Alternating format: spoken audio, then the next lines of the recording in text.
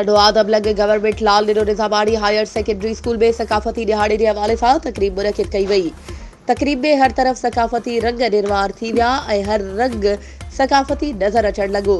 मासूम शागिर्दनि समेत मेहमाननि ऐं उस्तादनि में सकाफती वेस पहिरे तकरीब में शिरकत कई। तकरीब में आयल मोज़िज़ मेहमाननि के स्कूल के अमले ऐं ऑर्गेनाइज़र हबीबुल्लाह साद सिंध जी सूखड़ी अजरकू कुल्हनि ते ओढ़ाईंदे गुलनि जा हार पाराया विया। सकाफती तकरीब के ऑर्गेनाइज़र हबीबुल्लाह साद पारां तकरीब में आजियाणो पेश कयो वियो। स्कूल के शागिर्दनि सिंध जो क़ौमी लिबास पहिरे क़ौमी ऐं सकाफती गीतनि ते टेबलोस पेश करण सां गॾोगॾु तारीख़ तहज़ीब ऐं सकाफत के मौज़ू ते तकरीरूं पिणु कयूं।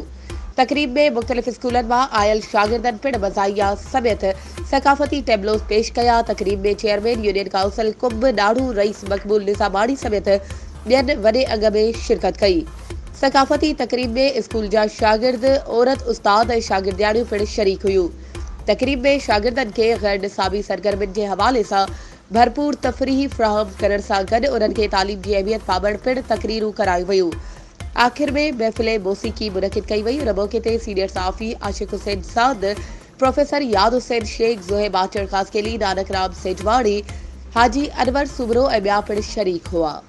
वधीक ख़बरों ऐं अपडेट्स के लाइ असांजे चैनल के सब्सक्राइब कयो ऐं हाँ बेल आइकन के प्रेस करण न विसारजो त जीअं असांजी हर नई अचण वारी वीडियो तव्हां ताईं पहुची सघे।